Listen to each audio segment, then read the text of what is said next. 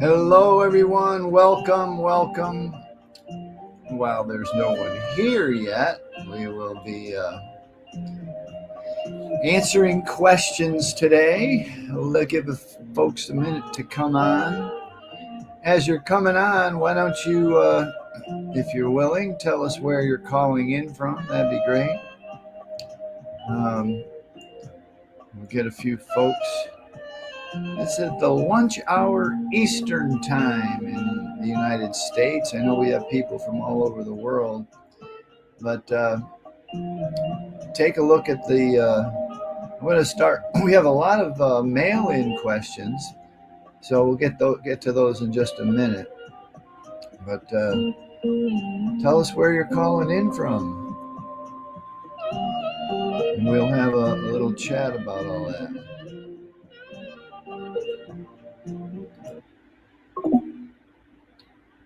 Oops.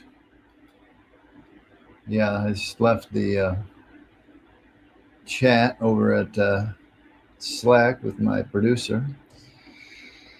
All right, so we're letting a few people in. It's still a light crowd, but let me. I'm going to pull up some questions here in just a minute, and we will get to all the Q&A. All right. Give it just a few more seconds. Got some great questions from the audience, from the emails and everything. See the comments. Bend, Oregon. Welcome, Linda. That's cool. I really like that.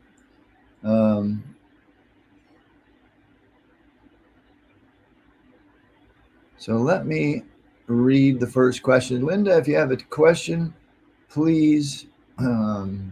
We intend to be doing this quite a bit, these lives, so consider yourself the first participant in our new experiment on Facebook groups, YouTube Live. Should be pretty interesting over the months as we grow this. All right, question number one. This is really good, so pay attention if you're just joining us. Hi, Mike. I have no doubt I am a sugar addict. I've tried hundreds of times during my life to quit sugar. I am 60 years old. My question is, why do I feel so miserable at night when I'm finally sitting down to relax and watch TV? If I don't have my huge, all capitalized, huge bowl of ice cream. Even if I've been off sugar for a couple of weeks, tough, but I've done it, I still think about ice cream, want it, crave it, and feel meh without it. Eventually, I cave and I'm found at the grocery store on the ice cream aisle. I can't seem to get past a couple of weeks sugar-free. Why? I know my brain is chemically wired to crave sugar. I wish I didn't have to eat anything at all to survive. That would be easier. This is from Ilana. Ilana, look, welcome. This is an amazing question. It goes to the crux of what we do. A couple more people have joined us. Please tell us where you're calling in from. That would be really cool. So what's going on here is that this is very difficult, and I have tried to, excuse me, narrow in on the reason for exactly what's happening with you, okay? And sugar detox in and of itself is a combination of a physical withdrawal symptoms and an emotional withdrawal system, okay? And the linchpin, the thing that makes this all tick, makes us makes this work well for us. We've done 57,000 some odd detoxes. It took me almost 20,000 detoxes to get to the answer to this question. So let me explain what's happening on that.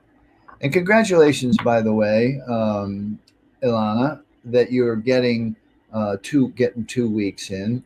There's a little bit of muscling involved, a little bit of don't use sugar even if your ass is falling off kind of thing. A little bit of just really uh, white knuckling it and making sure you just don't do it. Okay. But what does happen, and you're hitting it right on the button, right about week two, for a lot of people, is this emotional weirdness starts to happen. You get weepy, and a lot of this is unconscious because it operates at the limbic level of your brain. Okay, it's not in the frontal cortex level of your brain, right? Where it is truly is in the deep limbic brain, and this has been trained since you were a child. Okay, your parents were probably complicit in this. Um, uh, uh, this is there's the question, and part of Ilana's question right now. Why does she feel so miserable when I'm finally sitting down and relax and watch TV? There's a couple of anchors going on here too. The TV and this time of day are anchoring you to this. Okay. And what's happening, as I continue what I was telling you, is that once you get somewhere between days 7 and 21 or 30, there's an emotional dysregulation happening because you have used sugar for, if you're 60 years old, you've done it for likely 58 years or more, probably in the womb, but you've done it for almost 6 decades, where your parents were busy, they had other kids, they had a job, they had a life, and they realized that they could reward you and quiet you if you were to get sugar. Okay. And your little body gets this dopamine hit. It gets this hit of reward chemicals: dopamine, serotonin, norepinephrine, GABA, oxytocin, adrenal glands, endorphins, all affected by sugar. And so when you ingest it, this little body gets this great response. But like every drug, as you get older, you need more of the substance. Okay. You mentioned, there it is. It got huge. These are word for word from your messages there, Ilana. Um, Huge bowl of ice cream. You need more to make you feel the same way. And what you're actually doing has nothing to do with the ice cream. I mean, yeah, there's some physical components of the fat and the sugar together, but what you're doing is soothing the day. You're soothing the stresses and strains of the day. Okay. This deep limbic response is soothing you, so that you're able to not fall asleep, but pass out. Write that down. Not fall asleep, but pass out. And then likely you may be waking up in the middle of the night, both to go pee and to because you're in sugar withdrawals again. But one of the things that I've discovered in this decade of more of doing this is that people in that range that you're talking about, and this is right where everybody's having, so don't feel bad, in that 1 week to 3 week period, they start to realize, they don't realize this consciously, but unconsciously, their ability to handle life's everyday stresses and strain. Your husband's a pain, your boss is an ass. You start to realize that you have been using sugar for 6 decades to soothe your emotional life, to soothe how you feel, to make you feel just a little bit better for about 20 minutes. That's how long it lasts. And if you haven't nodded out, or gotten into the television program, or gotten a second bowl, then you usually need to get more. And it gets worse as you get older. It gets worse as the years progress. It's harder to get off of.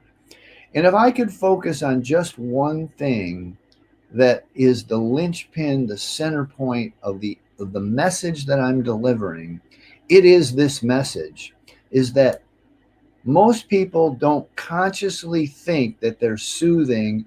Now, God forbid it's old trauma, sexual or physical abuse, but even everyday stresses and strains of the job, the kids, the husband, the relationships, all of these things are soothed by sugar.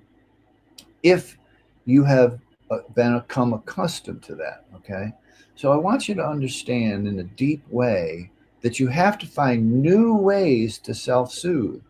And all you have to do is Google self-soothing or self-care, and you'll see hundreds and hundreds of different ways.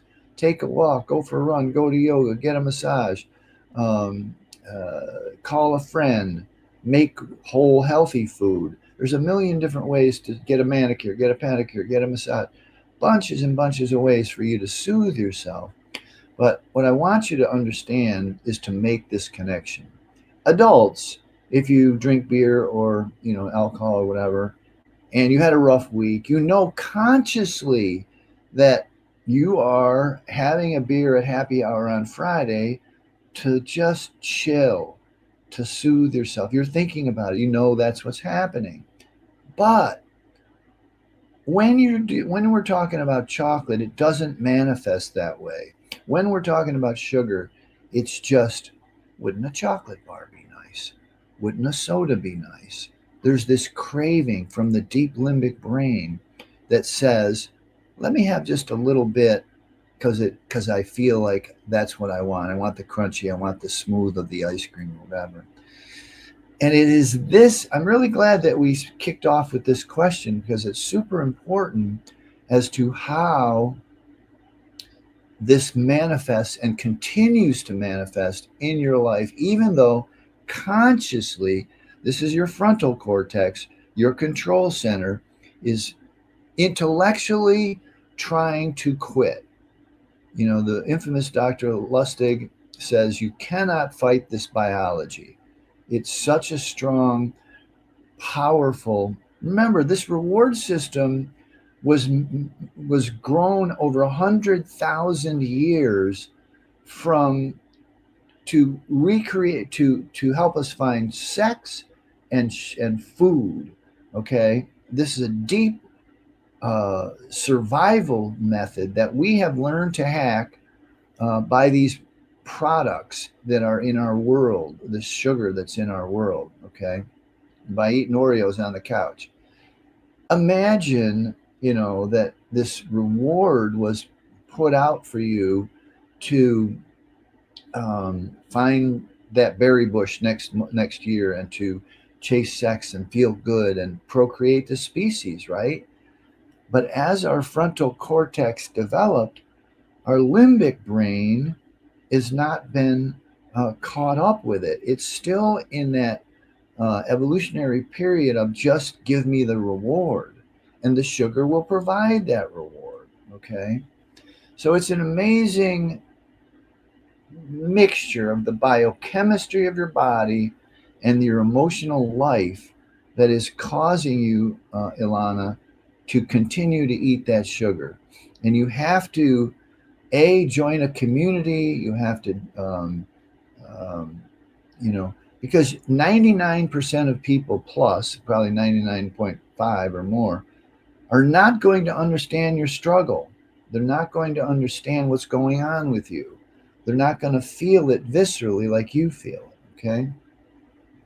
Super good. So Linda was the first person on. She understands that. Grew up dessert about every meal, even if it was fruit, but was still sugary. Yeah, that's a definite. Definite. So let me go on to question number 2. Hopefully that set the stage for the rest of the questions, because I want to dispel something. This is not your fault, okay? This is an evolutionary wrong turn, okay? This started in earnest, really, with slavery in the 16 and 1700s, where Great Britain grew the largest drug processing process, the El Chapo of the drug world, drug cartel, by picking up slaves at the west of Africa and going to the United States and the Caribbean and picking up sugar. And sugar was very expensive then, but it got to the point over 100 or 200 years where it wasn't that expensive. And then there was another bump in that, which was where high fructose corn syrup came into the marketplace. in the 1980s all over the world. And that took the pandemic to another level, okay? But the same things apply, right? Which is, you're not, like, for 100 years, these scientists have studied the body. We know about the diabetes and the weight gain and the fatty liver and the heart disease. We know what sugar does to the body. But what is less understood and less known, and is becoming very popular now, is called metabolic psychiatry, where these ultra processed carbs are affecting your brain, your emotional life. They're affecting a lot of your life. So you want to understand the reason, the behavioral change, intellectually, in your body, in your diabetes, in your weight gain, But this deep limbic control center is 100,000 years in the making. And when it gets some sugar, it acts like it just ran 5 miles and it feels good. Okay. And we cannot persist in ingesting this neurotoxin. It's a neurotoxin to the brain, it's a toxin to the body, and it obviously destroys the body. Let me make sure we're on to the next person. Pindi is the asker of this question. My biggest challenge is having it in my home environment. It is literally everywhere in my house. How can I go sugar-free in this environment with zero support from my husband and children in the same house? I've already begged and pleaded for them not to bring it into the house and consume it daily. I know I turn to sugar for emotional reasons. Now, what should I do instead? Why can't I stop? I know this isn't the solution. Okay, Pindi, look, here's the answer to that question. 80%, that's a full 80% um, uh, of the people in our communities do not have spousal support. They don't have the support of their family or the people that live in their own house. Okay.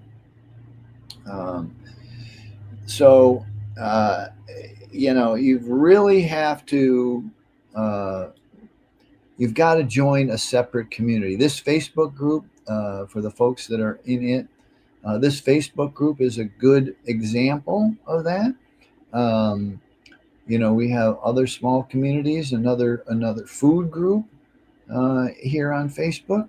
So being involved in a community is super, super important, okay?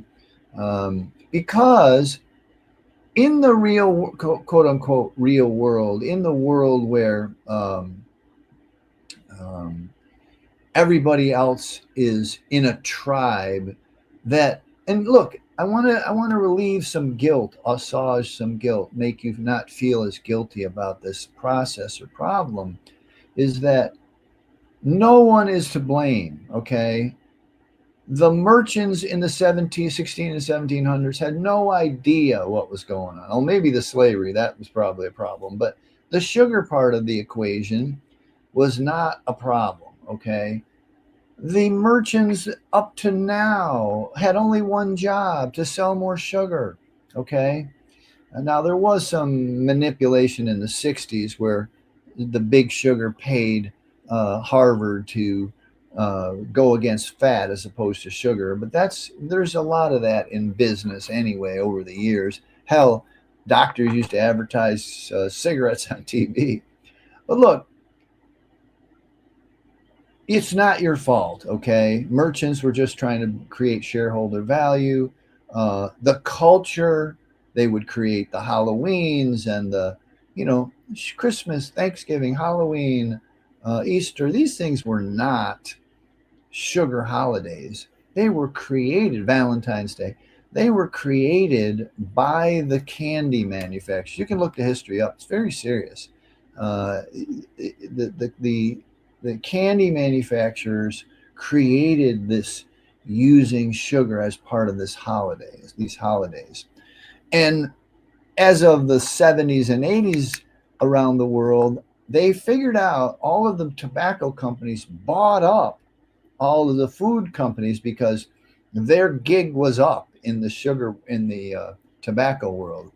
There was just too much regulations, too much understanding that it actually did cause cancer. So they bought all the big food companies and turned their addiction processes on sugar, okay, and how to use sugar to manipulate the brain, the bliss point. There's a million books out there about all this, okay? But look, most people don't know, right? So when you're in your home and everybody else is falling prey to basically the culture as we know it today, again, weird, same answer as the last one is you've got to move to a separate community.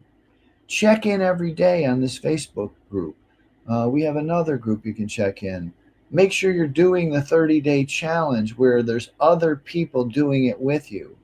There's people here in this Facebook group and in our community on YouTube who have gone before you and are willing to help.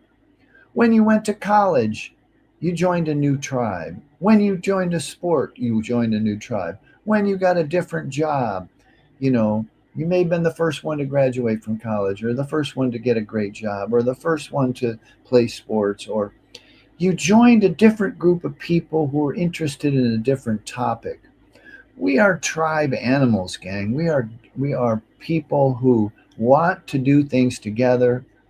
And the people who are in your household, you've got to stop worrying about what your husband's doing or your kids doing. It is harder. I agree. We do suggest at the beginning of the challenge to clear out the pantry and clear out the house if you can. But if you can't, you're going to have to make sure that your support system comes from another community, that community being on this Facebook group, okay? Totally free. Uh, Getting involved in the challenge, I think Jao will drop a link maybe in the thing in a few minutes on how to join the challenge. There it is on the screen, but there'll also be a link that you can use. But genuinely, you have to have another support system, okay? Let me check the next question. That was from Pindy. Fiona, how do I get started? I can't get past day one. I love you, Fiona. That's a brave question and a brave admission. Again, Jao will drop in the the link to the challenge, but you can go to challenge.sugardetox.com to join that 30-day challenge. Look, honestly, that's great information. Gleaned. I've redone the challenge 5 times, 5 different times. So what you're getting is the result of 57,000 experiences with different people, from my books to these groups, to other groups that I've run, from one-on-one coaching to training over 40 coaches how to do this. There's a lot of experience in that challenge. Okay, so if you can grab that challenge, you'll understand exactly what the information is, right? What to do day one, day two, day three. But the difference is that unless you stay active in this Facebook group, if you stay active in the YouTube channel, comments and stuff, you won't get that same emotional feeling of someone else. Someone that has 2 days can help someone with 2 hours. Someone with 2 weeks can definitely help everyone. And someone with 2 months, and there's a lot of people here, including Coach Lisa and Joan and myself, who actively are in the Facebook group helping you do this. All right. That's how you do it. You've got to be able to join another group of people. All right. So that's how you get started and grab the challenge. Another Alana, why do I feel sad, unhappy even when I'm eating no sugars? I feel no enjoyment in my food or anything else. Okay, this is a great question, and it's a very simple answer. And that simple answer is it's withdrawals. Okay, it's the withdrawal symptoms, which take about um, yeah, conservatively 30 days, but really closer to 60 while your brain heals up from everything that I mentioned before. You have grooved a neural pathway in your brain since you were a child, likely from the womb, but definitely since you were a child. You've grooved a neural pathway in your brain, and that neural pathway is deep and grooved. And when you're in a flux state or not feeling well, unhappy, it calls for sugar, and then you feel good for about 20 minutes, and then you have to re ingest. But withdrawals from that means an important thing. You have to shut that neural pathway down. You have to cement it over.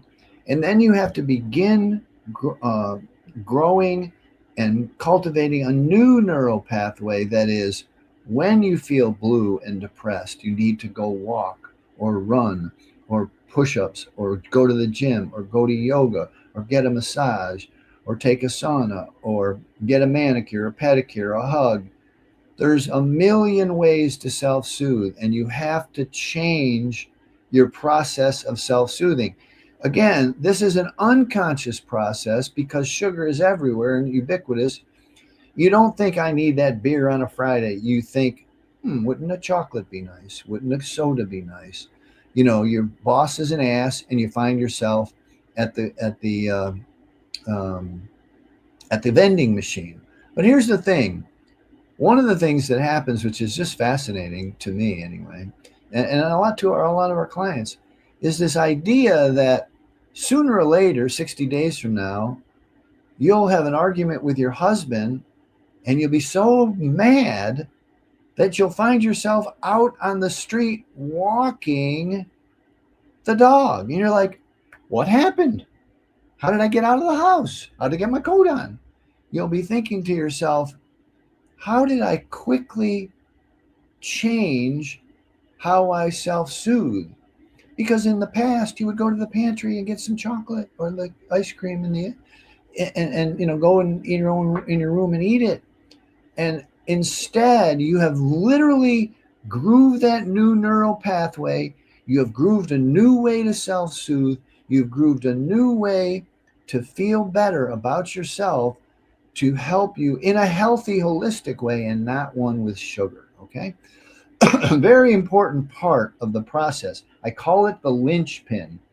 You might know this intellectually. Okay. Lewis B is saying self soothing. That makes sense. We know this intellectually. The difficult part is to get past day 30 with zero sugar. And once you do that, you have a few minutes to think it out. It's not instant gratification. It's like, wow, I've been 29 days. I'm not going, and I've lost 12 pounds. I'm not going to go use sugar anymore. Okay. Now, this is super important. Again, I call it the linchpin of understanding. It's the message I've been looking for almost 2 decades, which is how can I explain to people that it has absolutely nothing to do with the body, okay? Again, I've said it earlier, and a lot of people have joined us since. We've studied the body for 100 years. We know about weight gain. We know about diabetes 2. We know about fatty liver and heart disease and a million other things. There's 147 different maladies associated with sugar. It's a neurotoxin, a brain neurotoxin. It shrinks your brain. It likely causes Alzheimer's. They're calling Alzheimer's diabetes 3. Okay. But, how many times do I have to say but? But here's the thing. Knowing this about the body does not create the behavioral change required to stop it, to stop the use, okay? What is required there is to understand in a deep way how ingesting this substance alters the brain chemistry in a way that is soothing and rewarding, okay? It's to bring to the conscious level the deep limbic desire for the dopamine, serotonin, norepinephrine, GABA, oxytocin, adrenal, endorphins, cannabinoid receptors. Uh, all of these things are affected by sugar. And if you understand it intellectually, it's not going to help. The only way for you to get out of this is to feel it viscerally and then fight that first 30 days of wanting the sugar by being in another community, by being in a community who whose goals are the same. Because remember, we are tribe animals. We are not, we are of this culture. By hook or by crook, by accident or by evolution, we made an evolutionary wrong turn in the 1700s, okay? And we're here now, and the science says, I've interviewed 400 of the world's leading experts. The science says that the things that I've been saying about sugar, we know again, 100 years of study about the body. What we do not know, because the use and obesity rates keep climbing, is how to make the behavioral change required to get off sugar and stay off sugar. And that requires a different protocol, a different set of rules, a different set of examples, and a different set of behaviors so that you can change your behavior around sugar. You can recondition your, the scientific term for what happens when you abuse sugar is dopamine. Your dopamine receptors are down regulated. They're thinned out. You have less of them, okay? And the actual need for the drug, and it is a drug, is so powerful from your deep limbic brain that it overrides your frontal cortex, your control system, okay? It overrides it, okay? And again, it's not even, for most of you and most of the people that come to me, we're not even conscious of this behavior. It's not that Friday I need a beer thing. It's like, wouldn't a chocolate bar taste nice? Oh, wouldn't a soda taste nice? Okay. We don't think it through. It's been so I love the word, but I can't think of it. Automaticity. The automatic gravitation towards sugar happens when we're upset, happens when we're not feeling that great, okay?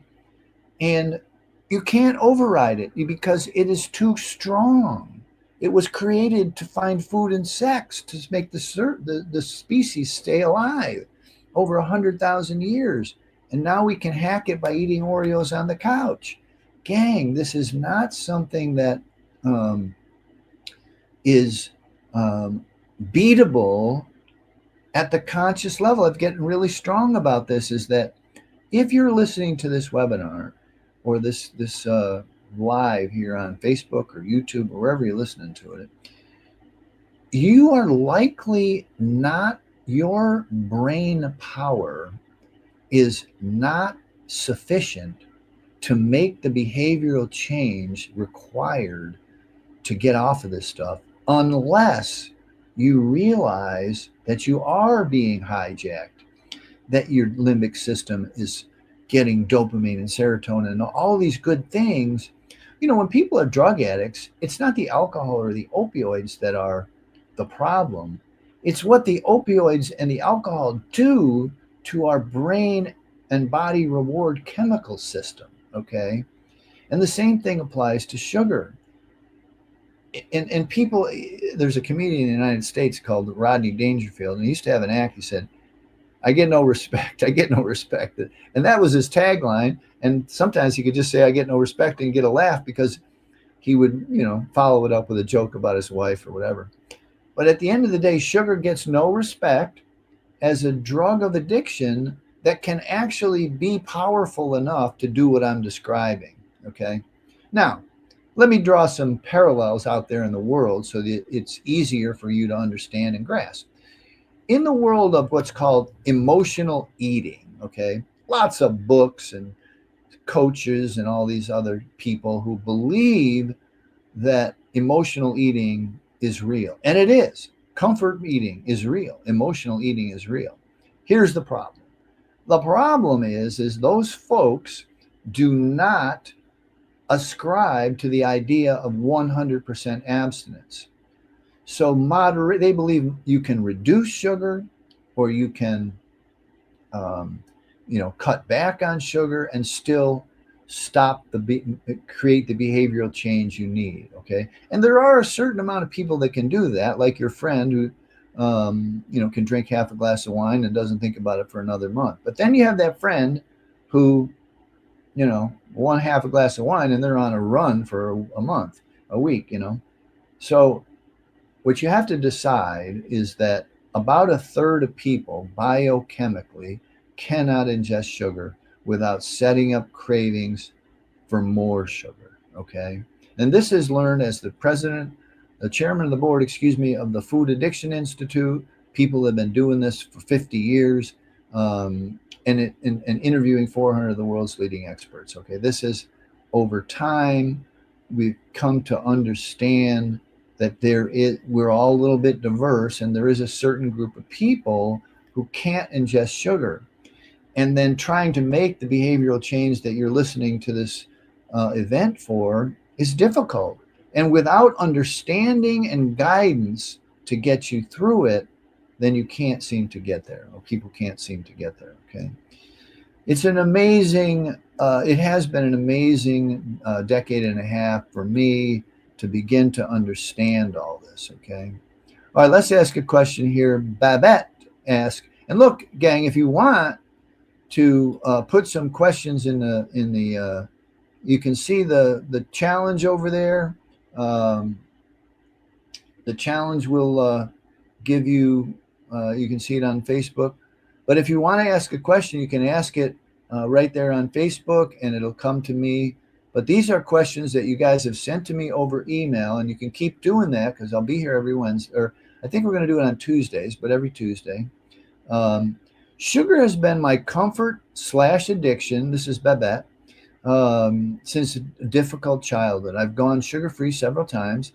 I've been low carb for many years, except when just a little bite turns into a streak of addiction again. Currently, I'm 20 days sugar sober. Congratulations, Babette.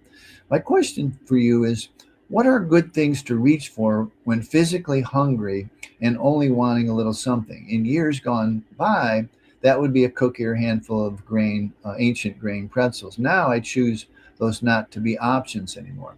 Okay, I'm going to throw you a little curveball, Babette, and everyone listening. All right. Excuse me. Oh my goodness. It's a great question. Okay. It's a great question. But here's what'll happen if I take you down that path. Okay. What'll happen is we will get focused in this information live on the food. Okay. And what I did in the first, what have been, 40 minutes, is I have tried to get you to understand that it's not about the food. I know this is the curveball. It's not about the food. It's not about the snacks. Snacking, now write this down, gang. Snacking is an emotional event, not a nutrition event. Snacking is an emotional event, not a nutrition event. Okay. When you need a snack in between meals, that means you didn't eat enough healthy fats and products to make you feel better. Okay. To make you satiated for 3 to 4 hours till the next meal. All right. And you have a habit of ingesting a snack, and that is an emotional event. All right. Now, that said, in the early days, a handful of nuts, but nuts are a problem later on. It's a long story, but a little cheese or whatever. Yes, these things are not terrible to do. But what I would beg of you actually, is to start to think about when you think you need a snack, okay, when you think you need some satiation of some sort, that emotional event. What I would ask you to do is sit down with a big glass of water, drink the water, because that'll help. And then ask yourself, and ask it this way, call yourself dear. Dear, what do I really want? What do I really need right now? Is your husband being an ass? Is your boss being a jerk? Are the kids being crazy? Um, do you have a relationship problem with your wife or your mother? Um, what is going on in your life? Because what's happening is those emotions are welling. You have an old pattern of soothing those emotions by ingesting a little chocolate, a little soda, a little ice cream, and then they calm for 20 or 30 minutes. And then sometimes you'll re ingest in 20 or 30 minutes, and it never ends. It's a never ending cycle. But what I want to do is break this idea, A, of snacking, but B, of thinking that there is something that you need to do in between your main meals. Okay. Your main meals should be satiating enough with healthy fats and, in some cases, complex carbohydrates, but each diet is different. The challenge covers all of the food. Okay. So you see those little links, you can hook to it and check out the challenge. Heck, gang, it's less than $10. Okay. It's a way to understand 15 years of my work, 57,000 people, trial and error. At this juncture, it's just pattern recognition. It's just me seeing over and over and over and over again people going through the same types of questions that you're asking. Okay. Um, So I think that my producer is putting up the questions, and so the next one may already be up. Um, Nicole says most keto or low carb people and doctors consider themselves sugar free while including sugar substitutes like stevia, monk fruit, and allulose. The same alternative flours like coconut, almond, soy. Do you personally recommend this strategy if that's the only way it can stay in remission from diabetes and compliant with this lifestyle? That's a great question. And there's one, oh, I think you took it away, but I'll answer that one first. Look, gang, here's the problem with that, okay? The problem with that sweetness, here's the problem with sweetness, allulose and monk fruit and all this crap. First of all, on our diet, there's nothing to sweeten. Peppers will start to taste sweet. Carrots will taste sweet. Macadamia nuts will taste like candy. You will start to evolve to a healed, it only takes 10 days, healed taste bud system, okay? And real food will start to taste healthy and interesting and fun again, okay? Because you've been hooked by the diet industry and the allulose and all that crap, and the food producers, okay, to put all that stuff in there, right? Let me quick look at this question again, make sure I get it all right.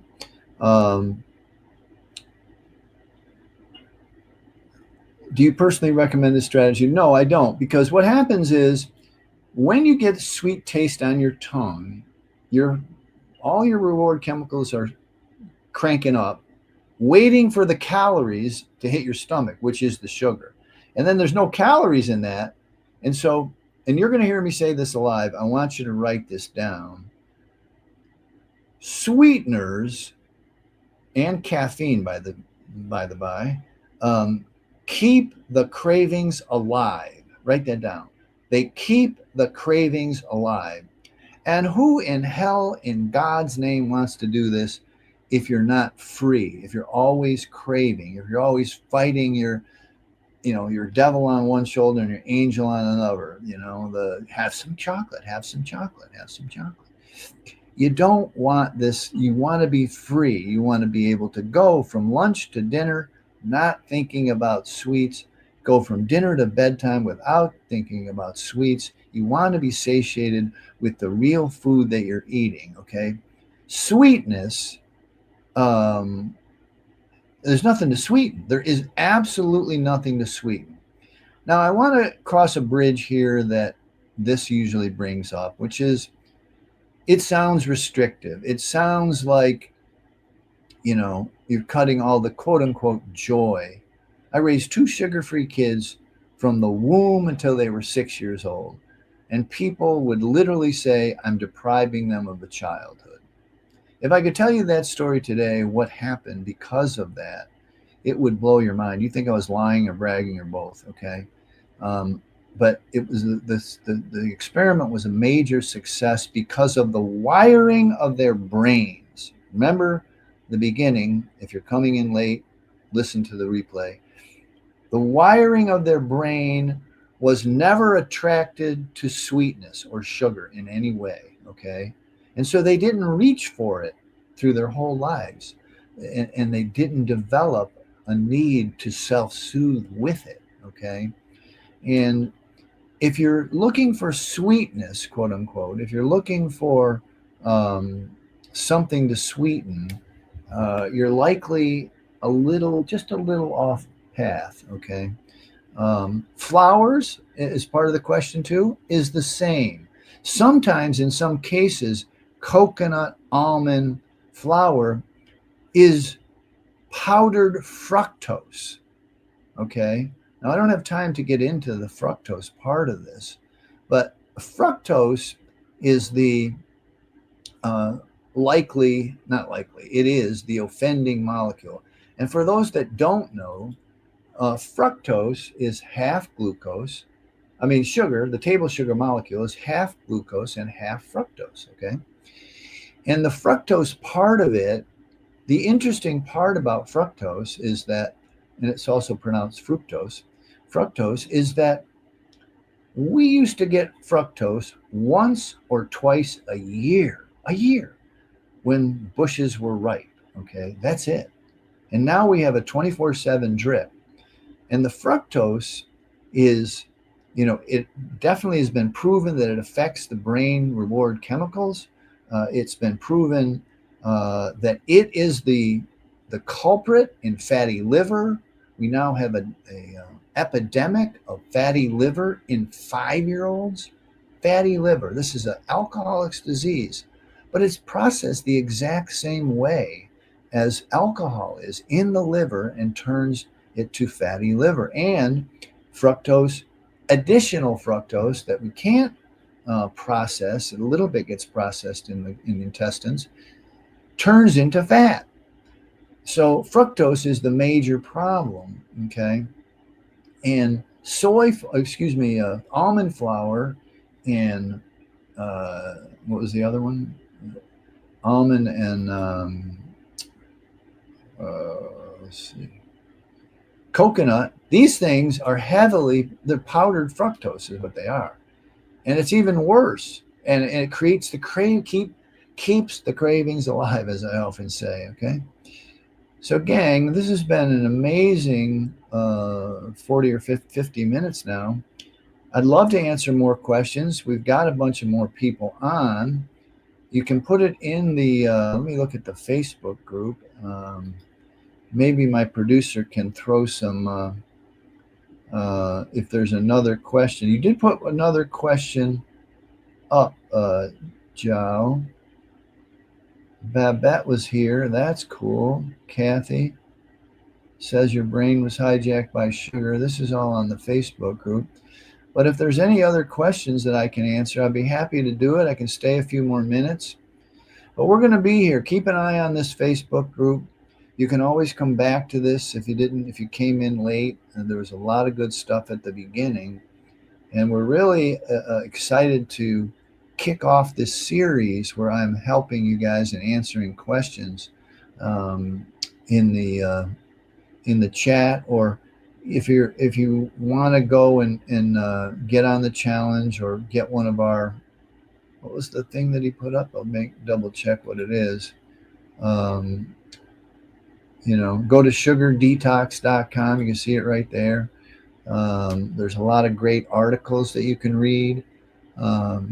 A lot of, there's some free stuff. There's a quiz, a lot of good stuff there. Stuff that you can kind of get a judgment on where you feel you fall in that grouping of about a third of people biochemically can't use sugar without setting up cravings for more sugar. And then there's about a third, and some of you may fall in this group, of people who, um, if they get a reset, 70% of the boxes and bags and cans and takeouts in the world have sugar in them. They just don't even know they've been eating so much. They're not really candy or ice cream or soda nuts. They're just have been eating the food that the system produces, and they've gained some weight and maybe had some health issues. So um, those are called harmful users, and they could reset and possibly enjoy some sugar. I often get the question, gang, do I have to do this for the rest of my life? Do I have to not have sugar for, like an alcoholic, not have sugar for the rest of my life? And the answer to that question is it depends. Okay. My only job in life, as I see it now, is to get you to see 90 days of 100% abstinence from sugar and flour. And in our program, I probably shouldn't throw this in there with the caffeine because it scares people. But the caffeine thing is, it's basically it's called wired together, fired together. Chocolate, tea, coffee. When your body gets that caffeine stimulation, it's saying, okay, where's the calories and where's the other part of this equation? Chocolate, tea, and coffee is a speedball, an upper and a downer. Caffeine and sugar. That's what John Belushi died of, a speedball. It's very pleasant when you're taking the edge off at the vending machine from work.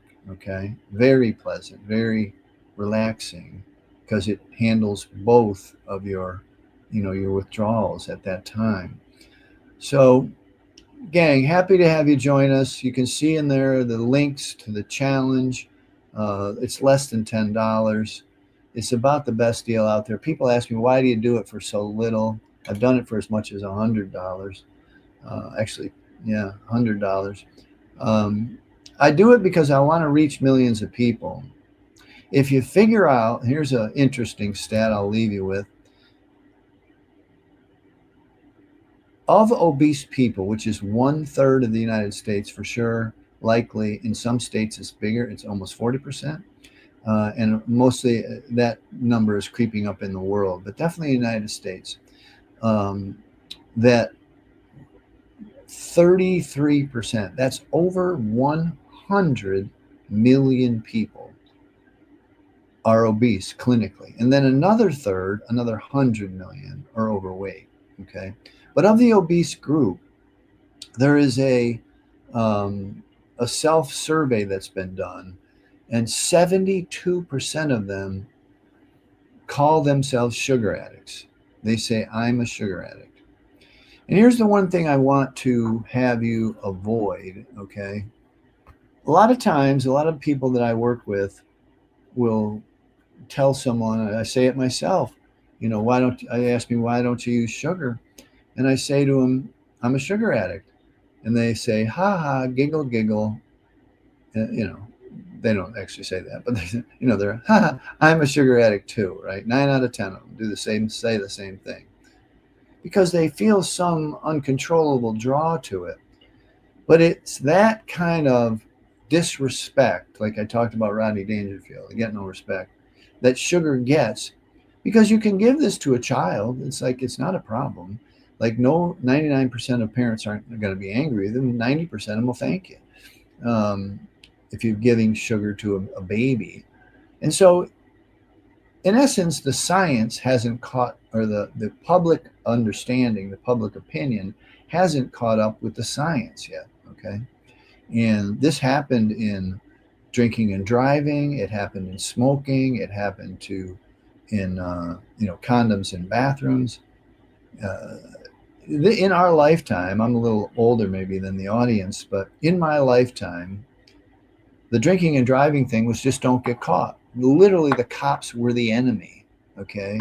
And now it's a societal, since Mothers Against Drunk Driving and other people, and logic and science, is that, drinking and driving is a really serious thing, and everybody takes it seriously. When I was young, you could smoke in airplanes and buses and everybody's home and offices, and no one cared. And now it's an ostracized group that has to stand outside the office or outside the restaurant. This is going to happen in sugar, and what you want to do is you want to be ahead of this curve. Um, what we provide is the only behavioral change process on the market that works almost 100% if you do what we ask. Okay. Um, anyway, there is links all through the comments and all through the thing that will tell you exactly where to go to join our challenge.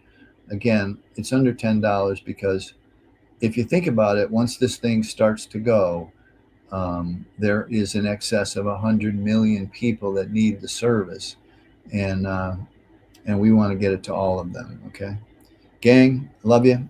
I'll be back next week. I think it'll be a Tuesday. Go to sugardetox.com and make sure you're on the mailing list. You can submit questions. Wonderful, easy way to get your questions answered if you don't want to ask them here.